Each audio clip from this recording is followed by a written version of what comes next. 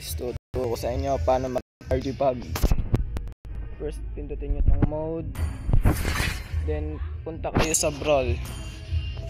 Then, pagka punta nyo sa brawl, start nyo agad.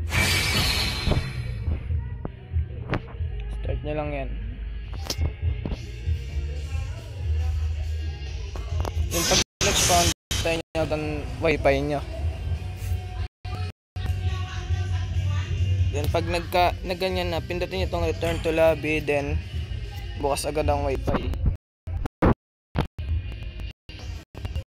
Sa inyo agad yan.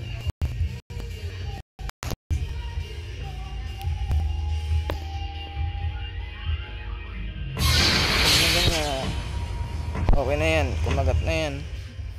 Tapos pag ganyan na, pindutin nyo itong pataas nito ito. Tapos punta nyo sa classic. Tapos pagpunta nyo sa classic, tayin yung wifi nyo guys. Then buksan nyo din kaagad.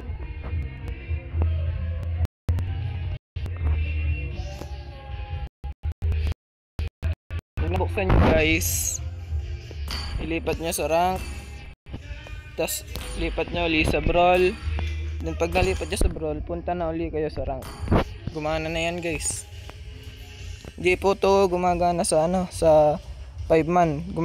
Gumagana lang po to sa solo, duo, trio. Thank you guys.